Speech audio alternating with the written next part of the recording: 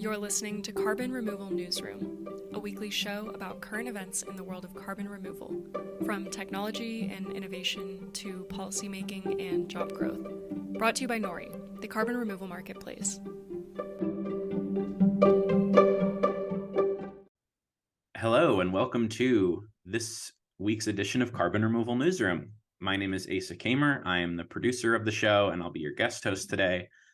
So this month, there's been a flurry of business news in the CDR world.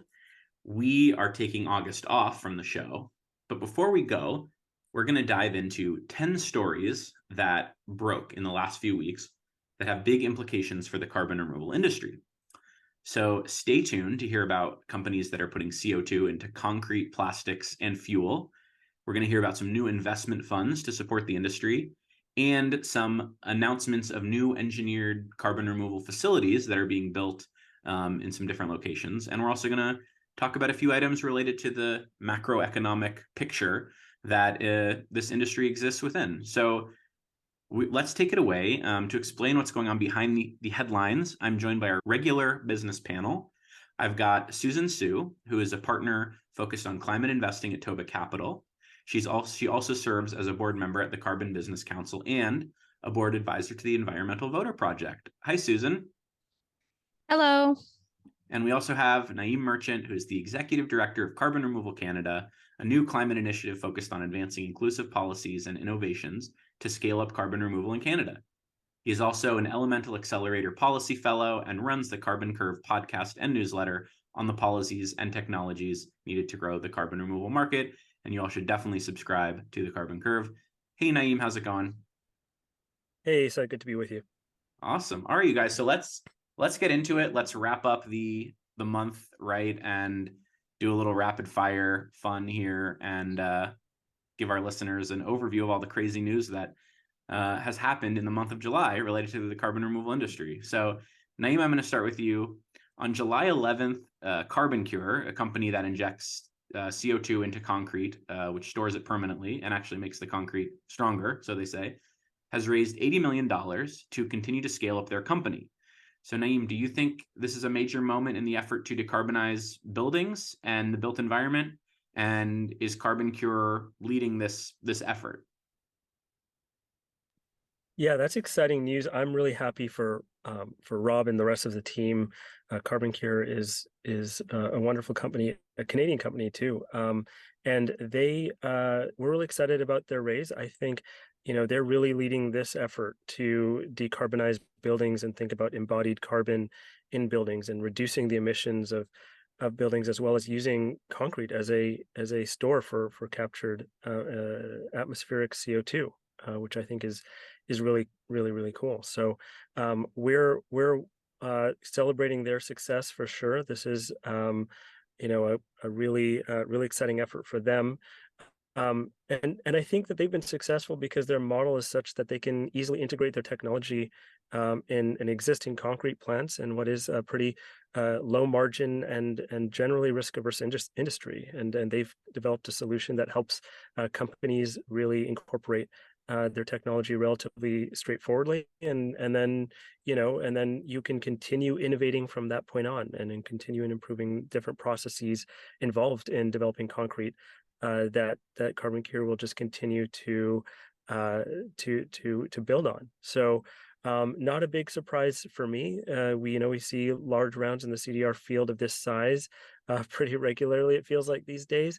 But also, just more importantly and more relevantly, like Carbon Cure has been around for a long time, and we've been, tracking the carbon removal space for less time than Carbon Cure has been around for. And so I think that's just, I think, a lot of people see the big headline number of that they raised $80 million, but they've done a ton of work over the last, I think it's 12 plus years to get to this point. So I'm happy for them. I hope they succeed. I think they're doing some really exciting work here, and we just have to remember that there's some companies, like one we'll talk about, that haven't been around for very long and did a big raise, but Carbon Cure's done the work. They've been around. They've demonstrated their product works in different environments, and so this raise reflects that. So I'm happy for them and I like what they're doing for decarbonizing the building sector. Cool. And anytime you want to, shout out Canadian companies and do your Canada boosterism, we're here for it. That gets annoying. Let me know. Oh, no, I love it. I absolutely love it. So, Susan, the next day, July 12th, Air Miners, which I think most of our listeners know about, it's an online community for carbon removal enthusiasts and entrepreneurs, has announced what they're calling their kiloton fund. So how does this fund work? And do you think that is this, well matched? Are there startups out there who need this kind of early support? Air Miners has been doing a really great job since when did they start out? 2019, sometime in the 2018 to 2020 era. Yep.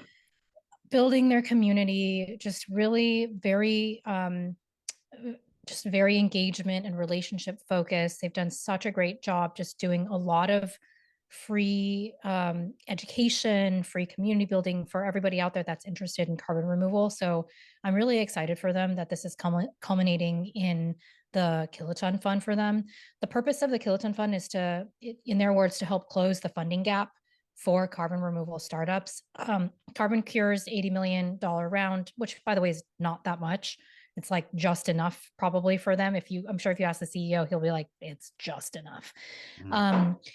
But there is still really a funding gap at various stages for carbon removal companies. And so at the very earliest stages in particular, something like the Kiloton Fund is really there to step in. They do it in a very novel way, which is by buying carbon credits from those startups ahead of when they're generated at a discount. They will then get the companies that participate in the program get early, revenue money that they can actually call revenue as opposed to investment. And the fund gets credits that they can later sell at a full price. They are looking for any buyers who'd be interested in participating. I've talked to Tito and he said you can email tons@airminers.org, or just their website is airminers.org/kiloton to learn more about it. And I think it's really awesome. It's very collaborative. It's very inclusive. It's inviting people to really be part of the carbon removal journey. And that's honestly what we need. And I was going to say on Carbon Cure, one of the things I think they've done such a great job at is making construction decarbonization part of the conversation. And it's not been overnight. They've been really hammering away at that. And that opens the door to other companies doing a similar thing or doing a follow-on thing, as we'll discuss in a later news item. But, we really need to thank these kind of like early groundbreakers for the fact that they bring carbon removal into these less visited corners of our economy that still nonetheless need it. All right, Naeem, keeping you in the carbon utilization area for now. That same day, July 12th, the company 12 announced that they're going to be building a new plant that will produce aviation fuel made out of CO2 and water in Washington State. The plant will produce 40,000 gallons of fuel by next year, with the goal of producing 1 million gallons per year eventually. So what does this mean for the effort to eliminate the 3% of the world's emissions that come from aviation? How does 12's process compare to other means of decarbonizing aviation? Yeah, it's a good question. I mean, this is a really, really exciting project. Obviously, it's a drop in the bucket to, for the 99.9% of jet fuel or whatever that number is that comes from kind of, from traditional sources and kerosene and so on. But, what's interesting about this approach is that it, reduces the emphasis on aviation biofuels, and aviation biofuels have often been contemplated as the answer for decarbonizing this sector. And sometimes they're also, you'll hear them called sustainable aviation fuels, and often what people are talking about are aviation biofuels. The challenge with that is that aviation biofuels aren't always sustainable. They'll have a lower carbon footprint than traditional jet fuel, but there's land use implications that we need to keep in mind. There are LCA considerations. There are potential other ecological impacts that make many biofuels, not all of them, but many biofuels not actually that sustainable. And so I know that we'll need biofuels to be part of this mix. I hope, actually sustainably sourced biofuels will be part of that. But, I think it's interesting that we are improving our ability to create these drop-in fuels. I think that's really important. With what 12 kind of announced here is that we're not going to need to retrofit planes in any major way or build entirely new planes, which are long-lived assets and very hard to replace. And so this is a really exciting opportunity because it solves an important problem around, aviation sector emissions. And it doesn't have some of the challenges that aviation biofuels have. I mean, here, what we've got here, though, is a potentially very, very expensive solution or alternative to traditional jet fuel and aviation biofuels. And so the question is going to be, how do they overcome that? How does 12 and their partners kind of overcome that challenge? We'll see. But I'm encouraged by all the innovation that's happening in terms of decarbonizing aviation. I think people would be surprised to know that it makes up, in the range of 2 to 3% of the world's emissions. I think the way we talk about aviation emissions, it almost feels like it must take up a larger percentage, but it's a few percent. But it's important, and it's important we get this right. And we know that demand for air travel is going to increase as more and more people enter middle income and beyond. And so that's something to just keep in mind as we think about what we need to do to decarbonize the sector. And I think the key here is that we're not depending too much on any one alternative to our traditional jet fuel, and that we have a solution for drop-in fuels, because it's going to be a long time before we have planes, like a significant number of planes that are hydrogen powered or battery electric powered or whatever the case is. So I think this is a really, really great development, and I think the more innovation we have in this space, I think the better. Great. And I've also read that as more people fly and as other emission sources are reduced, aviation could go from 3% to something like 5%, 5 to 10% of emissions. Yeah. So glad we're absolutely, and even beyond that, depending on how emissions come down in other sectors. So it's an important one to figure out. It's really important to figure out largely for that reason. But it's an expensive problem to solve, and especially when we kind of start to think about biofuels already have a significant green premium in many cases, but certainly this process would too. And I hope as we scale that those prices, the cost of this technology comes down in a way that we can use it in a meaningful way. Great. I would just add,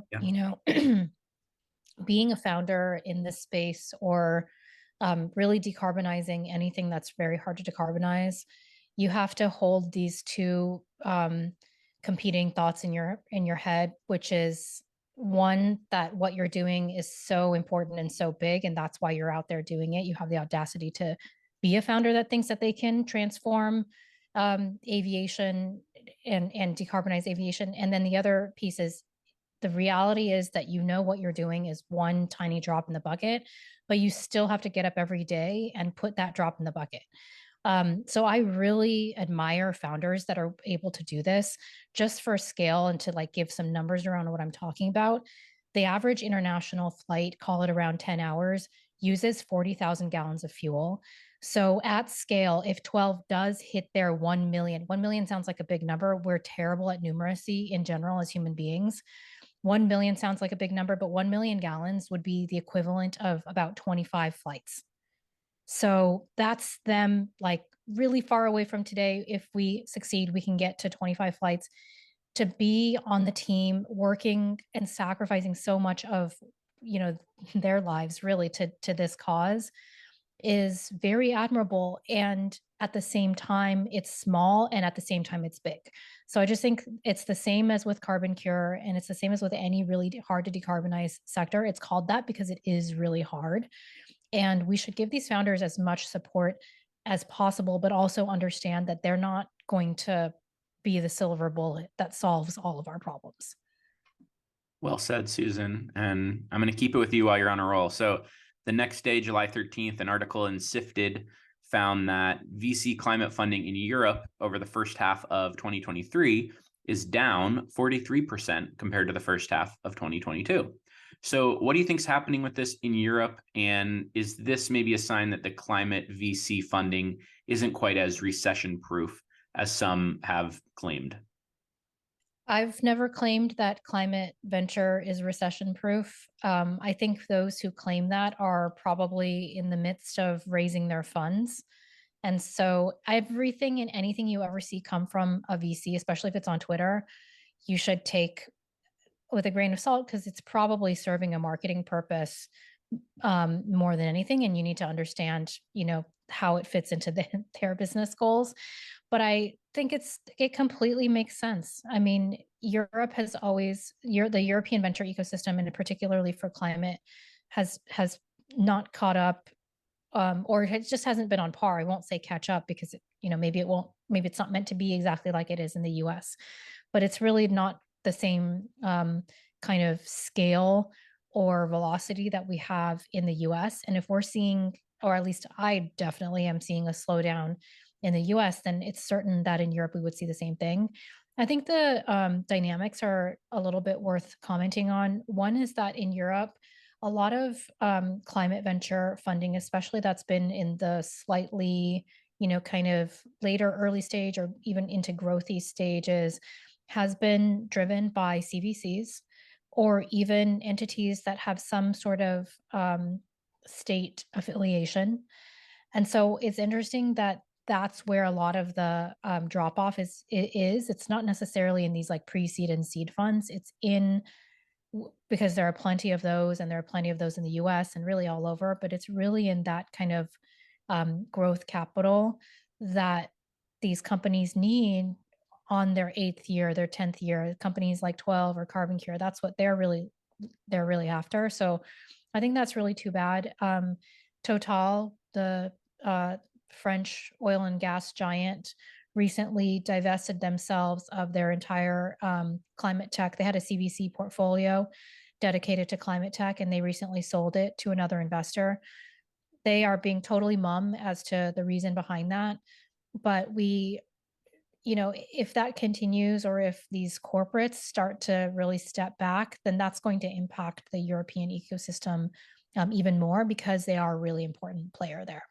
That said, I will note that round, that Carbon Cure raise, the $80 million round, was led by a European VC. So, there's always like this trend, and anything you see in the headlines, especially when it comes to investing trends, it's always a quarter behind. So I think there's always reason to be hopeful, and there are always good things happening. But, things are, the best European companies always seek to raise outside of Europe, in addition to, they might get their start in Europe, but later as they grow, they always need to typically move to the US for further fundraising. That's a good segue.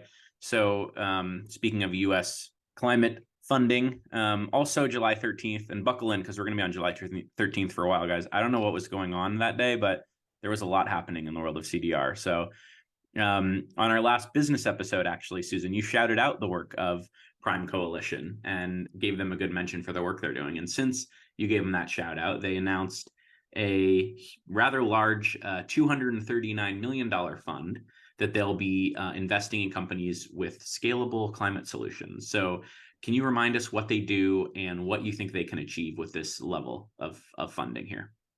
Absolutely. So Prime Coalition, and their new fund is called Azola. Azola is essentially a rebrand of what used to be called the Prime Impact Fund. And Prime Coalition and Prime Impact Fund were kind of like, brother, sister, like two sides of the same coin. Prime Coalition, which is the .org, it's the nonprofit, they really focus on impact assessment, additionality, and really understanding the scientific viability, but also sort of I already mentioned additionality, but it's so important, really, whether or not participation at the earliest stages would be additional to what that company could otherwise seek on the open market. Prime Impact Fund, as it used to be called, was the both catalytic and venture investment arm associated with the nonprofit. And they really worked together, but they had this wonderful system of checks and balances where the nonprofit side really did have a say in whether or not these companies that were being evaluated for investment would, number one, satisfy their carbon removal or carbon mitigation, climate change mitigation goals. They have quantitative goals around that. I think it's one is it half a gigaton by 2050? People should look this up, but it's in there. It's all over their materials. And then the prime impact, the fund side would actually engage the venture community. They would place a venture investment. I won't go into too much detail about catalytic versus, market rate. That's something that maybe we can talk about on a different podcast. It's pretty complex, but they would then, handle the investment side. Azola is essentially a rebrand of the Prime Impact Fund. It's the same team, but it's structured very similarly. That 239 million is made up of two separate vehicles. One that is so-called catalytic capital, which is where you need to be able to prove that that company or that the recipient of that investment needs a catalyst. Like they're not just able to go out and raise from any venture investor, either because it's very early in the R&D and there's just too much scientific risk on it. That's usually the main reason. And then the second vehicle of Azola is actually what they call a follow-on fund, but it's basically like a typical venture fund that is operating against market rates and it has the ability to follow on to whatever their catalytic fund invests in. So a really good example is this is from their Prime Impact Fund portfolio. And again, Azola is a rebrand of Prime Impact Fund, but same team, same kind of like operating thesis. A really good example is the company Gradient. I don't know if anybody knows the company Gradient, but it's an industrial design and technological innovation for bringing a modular heat pump so it can cool, it can heat, that kind of fits over your window, but like imagine a very beautiful window AC that doesn't block out your window. And by the way, it's not just an AC, it also heats and cools, and it's hyper efficient.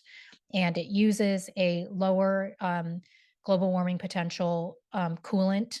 So the current coolants out there are often like 2,000, 3,000, 4,000 times the global warming potential of CO2 itself. And they're using one that is on par with CO2. And so that company, when they first got started, nobody wanted to fund them. There was like way too much risk. It's hardware. It was unproven. And so that was a perfect place for the catalytic fund to go in and say, we can really make a difference here. We're going to fund you until you get to the point where regular investors, regular VCs are, you're going to de-risk you until you get to that point where regular VCs can come in.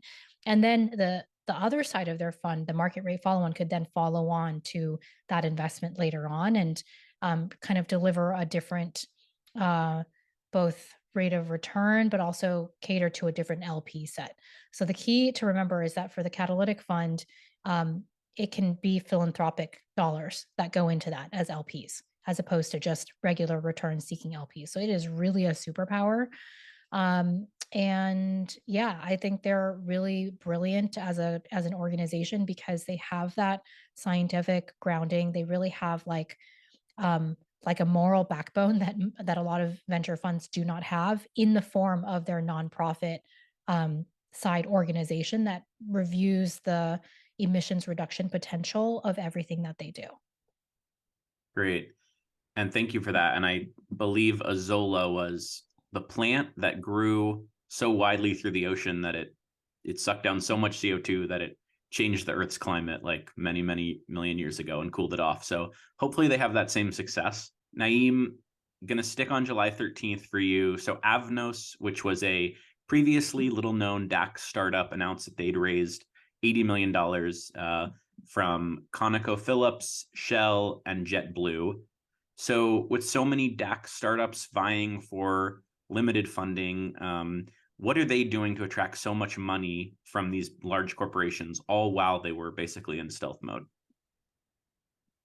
Yeah, I mean, just to kind of borrow something that Susan said earlier was, I think it's about your superpower, and I think this particular company has one, and I think there's a lot of direct air capture companies out there, and I think differentiating is becoming increasingly difficult. And so I think, and aside from the probably stellar team that's come together around this and the right connections with the right people to attract this kind of funding while in stealth mode. And again, I think another point Susan made earlier was a good one. It was, for for a company like this, $80 million might be a windfall, or it might be just enough. It's hard to say, it depends on what they're trying to accomplish. And with them being in stealth mode, it's hard to get that sort of insight. But in this case, I think what I can say about what's going to kind of make it possible for a new DAX startup to attract money from large corporates and other investors is figuring out what your particular technology's superpower is. And this one, it was it's the water production that comes through their process that I think is something on like a 5 ton to 1 ton ratio of CO2 removed.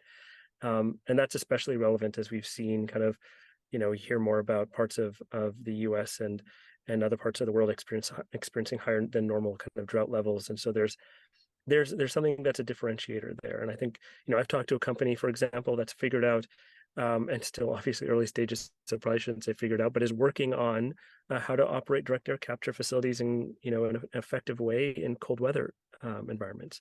So every kind of company that's going to come to this space that's looking to raise money is going to need all of the all of the kind of necessary components that are required to be successful in that space. And I think Susan's probably better suited to speak to that than I am. But I certainly think that in the direct air capture space in particular, the need to kind of be clear about what problem does your technology solve that other DAC companies are not solving is definitely necessary, but obviously not sufficient. So I think that's what it's going to take, and I think that's especially true while you're in stealth mode. Also, July 13th, Brimstone announced that their carbon negative concrete product was approved by a industry standard third-party inspector, and they found that their concrete is as strong or stronger than regular cement. So this is a huge milestone, and they can now truly make carbon negative cement because not only is it as strong, but it's also carbon negative. So what is the path from here for Brimstone? How does this product start to make a dent in the 8% of global emissions that come from cement? This is incredible. Brimstone's been at it for a while. They have a whole host of really great strategic and just, kind of top tier investors. I'm impressed and I'm really thankful that they're out doing this really hard work. It's just the beginning though, and it's going to continue to be super extra, very, very hard what they're going to do because their process is fundamentally different. It's using calcium silicate as an input to the process. They actually, or from my understanding, they actually have to build differentiated and their own manufacturing facilities. So that's going to be a big challenge for them where they're going to need support, hopefully project finance and government support. That's going to be a little bit later on. So I think in terms of the path from here, it's really engaging. By the way, they've had funding from the National Science Foundation and ARPA-E. So they likely have some of those relationships that they need, but I'm sure on their mind is how do we deepen those relationships? How do we branch out into the other departments that we're going to really need buy-in from? And in particular, not just at the federal level, but at the state and regional level to really kind of like put the nuts and bolts to the actual manufacturing component of their business, which is the main thing. And I read an article that said they were already starting to have discussions with potential buyers, potential off-takers for their product, which is great. One of their investors is Fifth Wall, which has a $600 million climate fund. Fifth Wall, it was historically a prop tech fund, and then they kind of pivoted to really be all in on climate a couple of years ago and raised the fund, I think just last year, a year and a half ago. And so, with Fifth Wall's LP set, which is a lot of folks in the real estate and construction business, that's going to be very helpful to them. And so I'm sure like the next step is a lot of just sort of like pulling in all of the strategic relationships they can. And it's going to be a long time before they actually make a dent in the 8% of global emissions that come from cement. The next step is really just getting sign off on a facility, which it sounds like they're like starting to do, but going from kind of the lab scale that they're at now to actually being able to do some sort of demonstration level capacity to eventually at scale. It's a very, very long path, and it's going to require not just capital, but a lot of connections. So I would bet that that's what they're focused on right now. Back to you, Naeem. July 13th as well, Deep Sky, which is a company in Canada working to make Eastern Canada a CDR hub, thanks to the availability of carbon-free hydropower. They announced their first partnership in this effort to create a CDR hub to build a pilot plant with Captura, who remove CO2 from the ocean. They've been on our show. And what can you tell us about why CDR should happen in Eastern Canada, and what can you tell us about this plan for a Deep Sky's CDR hub up in Canada? Yeah, I'm glad you asked. I mean, we at Carbon Removal Canada know the Deep Sky folks well, and we're obviously cheering them on. I'd love to see that sort of ambition. And their hypothesis, as you mentioned, is that Eastern Canada is attractive because of the excess renewable energy capacity that exists there. And I think they have really ambitious plans for what they want to do with carbon removal in Canada. And I think like any project developer, they're going to need to think about regulatory hurdles. They're going to need to think about operating in an environment that currently lacks, supportive carbon removal policies, which is part of what we're trying to solve. And they need to figure out how to gain that kind of community acceptance, especially as they take projects beyond the pilot phase and go beyond that. And so,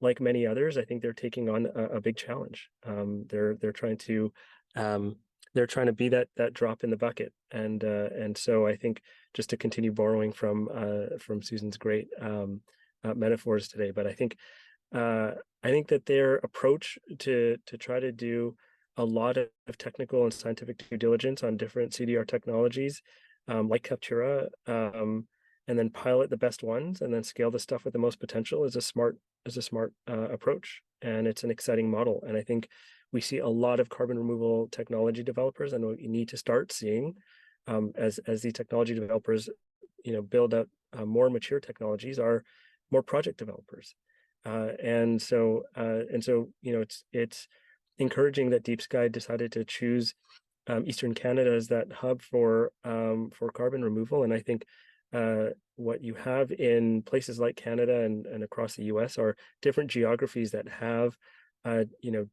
different and this is true around the world actually, but different geographies that provide something particularly useful in achieving your goals around carbon removal, whether that's the right ecological environment, the coastline, the energy inputs, the technical skills that exist. A lot of that exists in Eastern Canada, and so you're really well set up for success there. And yeah, we know the Deep Sky folks well, and we wish them the best.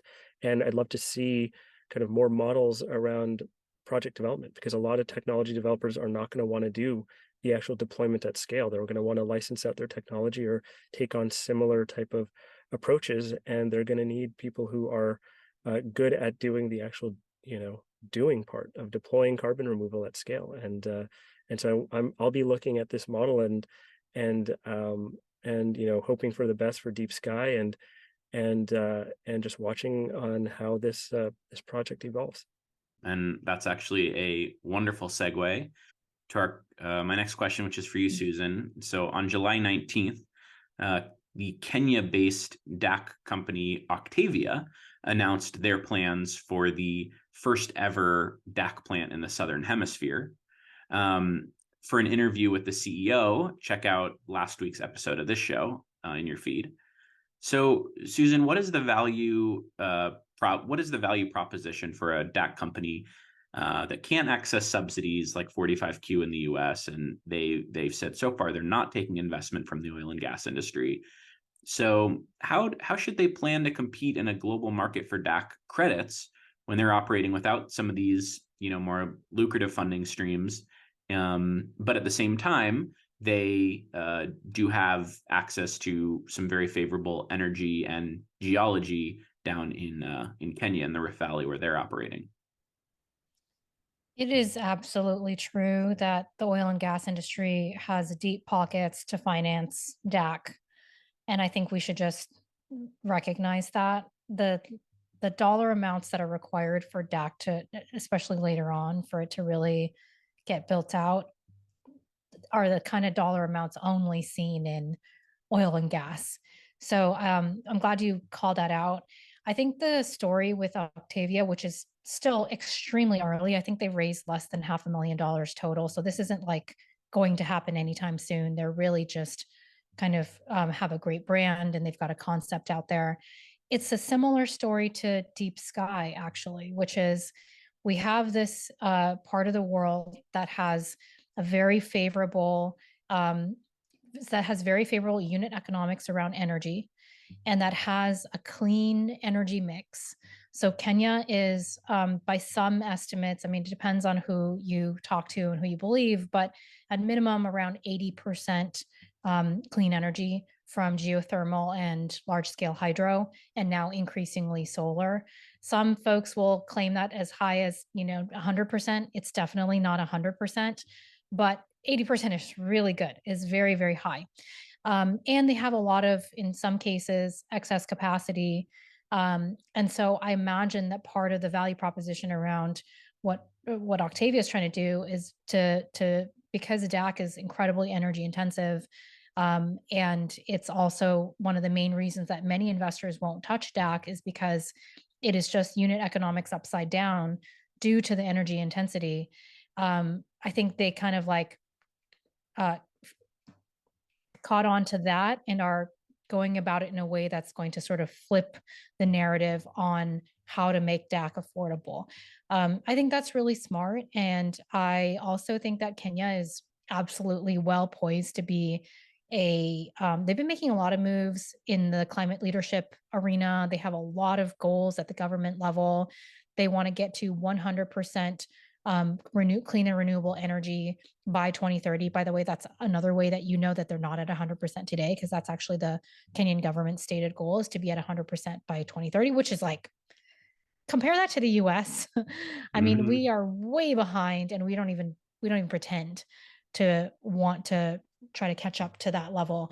And they're, doing an enormous amount of forestry protection. They've banned charcoal, which contributes to deforestation as well as carbon emissions and pollution. They're electrifying their transportation and mobility sector really, really fast via 2 and 3 wheelers. So it's really I think they said this on the Octavia website, but it's like a young population. They claim, it's a young population that's like it's feeling the effects of climate change and is willing and motivated to combat it. It is not just a claim. It is so true in my observation. It is a very favorable cultural environment for a climate tech startup. Now, a deep tech company, that's a whole different story. But hey, it's early and I think it's really exciting. I wish them the best. I think their premise makes a lot of sense to get on the grid where there's a lot of low cost energy. And yet, of course, as with all companies in carbon removal, it's a very long path. Great.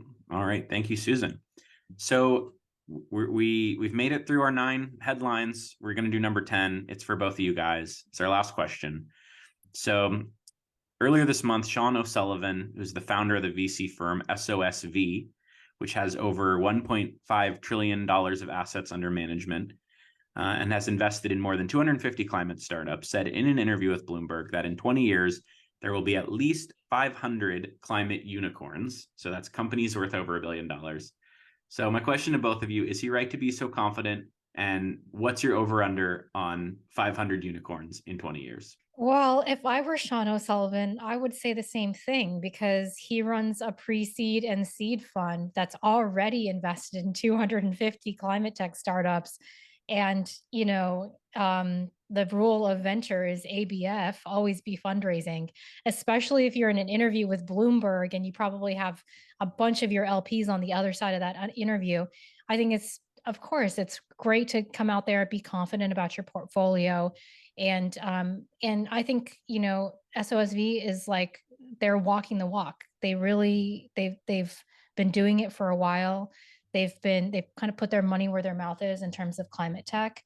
And I'm sure he really believes it. I think he, unicorn these days, by the way, like a $1 billion company, a $1 billion valuation company. I like unicorns these days. I feel like the real thing is, what about a $1 billion revenue company? now we've seen over the last 2 years, 3 years, that valuation can be quite a subjective measure of a company's real contribution and what they'll return to investors.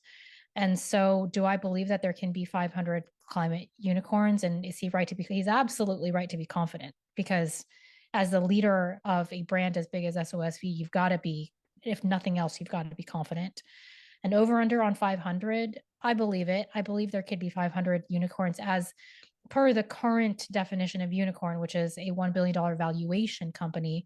We already have several dozen of those, I think now, and so many more that are not quite there, but they're in the, they've got investors with deep pockets. So I could see the valuations creeping up for sure.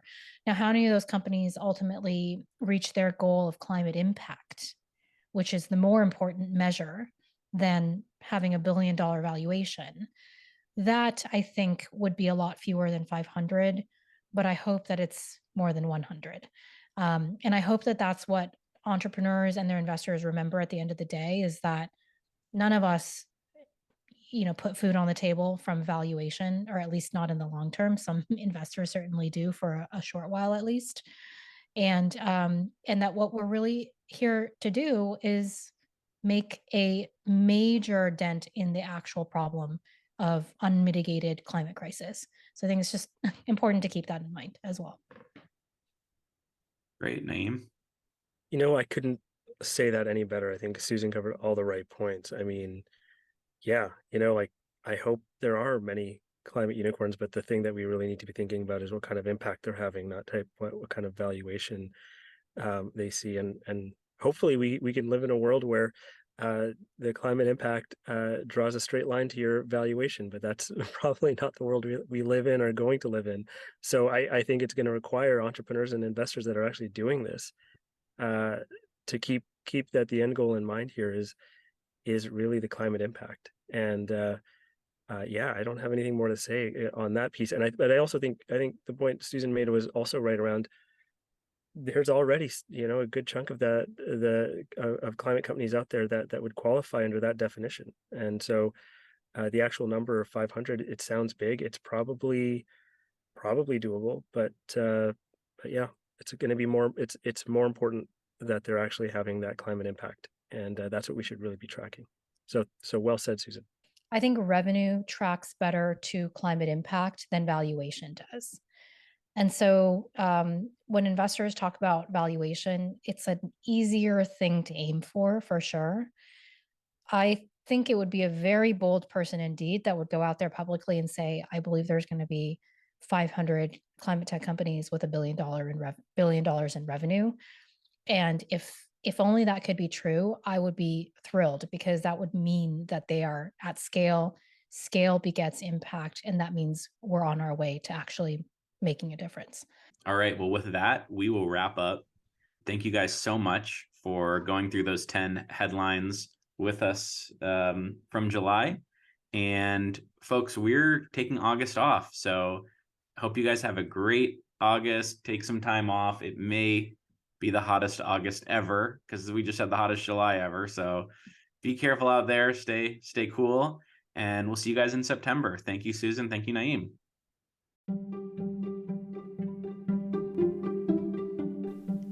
Thanks so much for listening to Carbon Removal Newsroom. If you like the show, the best way you can help us is by giving us a great rating and review in Apple Podcasts, following the show on Spotify, and by sharing the show on social media.